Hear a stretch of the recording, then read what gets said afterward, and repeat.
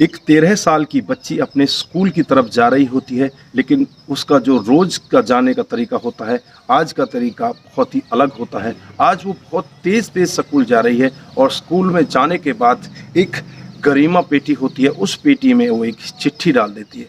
दरअसल दोस्तों, जो गरिमा पेटी होती है, वो ये पेटी स्कूल इसलिए बनाता है कि कोई भी बच्चों की शिकायत हो, वो बच्चे उसमें अगर बोल नहीं सकते तो वो लिखकर उस पेटी में डाल सकते हैं। अब तो उस बच्ची को इंतज़ार होता है कि कब इस गरिमा पेटी को खोला जाए और कब मेरी चिट्ठी पढ़ी जाए और मुझे इंसाफ मिले। दोस्तों, एक दिन वो आ भी जाता है कि जो टीचर होते हैं उसकी चिट्ठी को पढ़ने लगते हैं, और जैसे ही जो टीचर उसकी चिट्ठी को पढ़ता है, वो पढ़ते पढ़ते खुद रोने लग जाता है। उसके बाद वो अपने प्रिंसिपल साहब और टीचरों को उस चिट्ठी को दिखाता है, तो कहीं ना कहीं उन सब की आंखें भी नम हो जाती हैं। फिर उस लड़की की चाची को बुलाया जाता है और चाची को ये सारी चिट्ठी पढ़ाई जाती है, तो चाची का भी दिल भर आता है। वो अपनी उस बच्ची को गले लगा लेती है और रोने लगती है। फिर वो सब मिलकर नज़दीकी पुलिस स्टेशन पहुंचते हैं और वहां जाकर जब वो चिट्ठी पढ़ी जाती है, जब उस चिट्ठी के बारे में बताया जाता है, तो एक बहुत बड़ा खुलासा होता है। आइए दोस्तों, जानते हैं उस चिट्ठी में ऐसा उस बच्ची ने क्या दर्द छुपा रखा था, क्या उसने ऐसा लिख रखा था जिसे पढ़कर सभी लोगों की आंखें नम हो जाती हैं। पूरे मामले के लिए वीडियो के साथ अंत तक जरूर बने रहिएगा। नमस्कार, जय हिंद। आप देख रहे हैं APH न्यूज़ राहुल रावत के साथ। तो दोस्तों, आज की जो मैं घटना आपको बताने जा रहा हूं, राजस्थान में एक ज़िला पड़ता है बूंदी, और इसी का कॉर्पेन थाना है। ये कॉर्पेन थाने इलाके की कहानी। चाची के आने के बाद और वो नज़दीकी पुलिस स्टेशन में पहुंच जाते हैं, और पुलिस स्टेशन में पहुंचकर जब वो चिट्ठी वहाँ के SHO पढ़ते हैं, तो SHO की भी आंखें नम हो जाती हैं। उस चिट्ठी में लिखा होता है कि जब मैं 1 या 1.5 साल की थी, तब मेरी माँ का देहांत हो गया था, और उसके बाद मैं अपने पिता के साथ घर में अकेली रहती थी। धीरे धीरे समय ऐसे ही बीतता रहता है। मेरे पिता मुझे बहुत प्यार किया करते थे। धीरे धीरे समय ऐसे बीतता रहता है। जब वो लड़की बताती है कि मैं 11 साल की हो जाती हूँ, तो मेरे पिता मुझ पर बुरी नीयत रखने लगते हैं, मुझे बुरे तरीके से पकड़ने लगते हैं, बुरी तरीक़ा से दबोचने लगते हैं और मेरे साथ में रेप करते हैं। मैं ये सहन करती रहती हूँ, लेकिन मैं बताऊँ भी तो किसको बताऊँ। मेरे घर में तो मेरे पिता के अलावा कोई था ही नहीं। मेरी तो माँ भी मेरे पिता थे और मेरे पिता भी मेरे पिता थे। अब वो लड़की आगे उसमें लिखती है कि वो मेरे साथ में ऐसा करते रहते, लेकिन मैं अपने आप को रोती रहती और अपने आप को समझ नहीं पाती कि मैं करूं तो करूं क्या।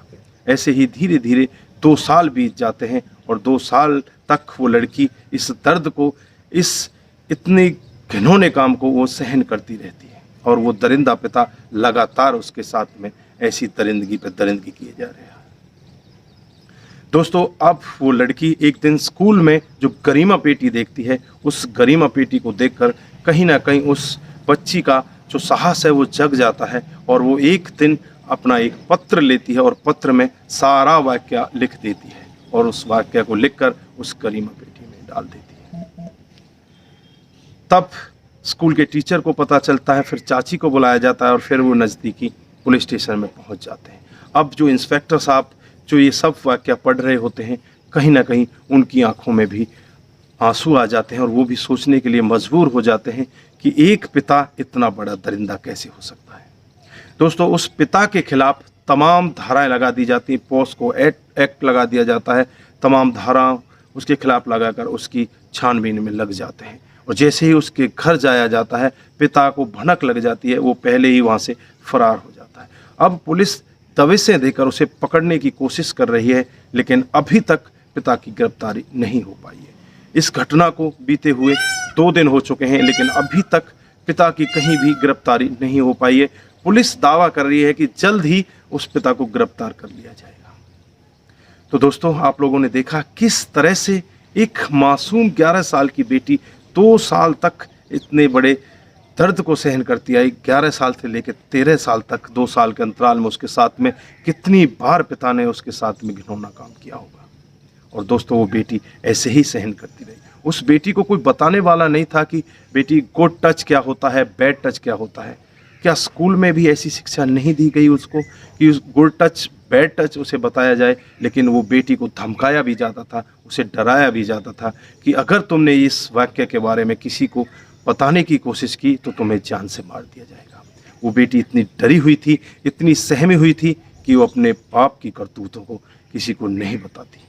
दोस्तों, जब उसको एक पेटी, गरिमा पेटी जो उसे स्कूल में देखने को मिली, तो उसका साहस जगा और उसने अपने आप का जो अपनी अब बीती उसके साथ में हुई वो सारा बयां उस चिट्ठी के अंदर किया। तो दोस्तों, इस कहानी के बारे में आपकी क्या राय है?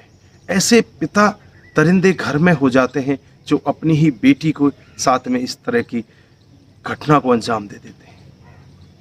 तो दोस्तों, ऐसे दरिंदे पिता के बारे में आपकी क्या राय है? आपकी जो भी राय है कमेंट बॉक्स में ज़रूर बताइएगा।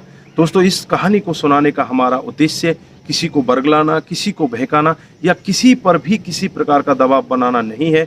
हमारा उद्देश्य बस यही है कि आप लोग जागरूक हों और ऐसे क्राइम के बारे में जानें जो डे बाय डे हमारे समाज में बढ़ते जा रहे हैं। दोस्तों, ऐसे क्राइम को किस तरह से रोका जा सके, अगर आपके पास कोई सुझाव है तो कृपया करके हमारे कमेंट बॉक्स में ज़रूर दीजिएगा। दोस्तों, मेरा एक यूट्यूब चैनल भी है APH क्राइम के नाम से, वहाँ पर भी आप लोग मुझे जाकर सर्च कर सकते हैं और वहाँ पर जाकर मुझे आप फॉलो करें, आपकी बड़ी मेहरबानी होगी।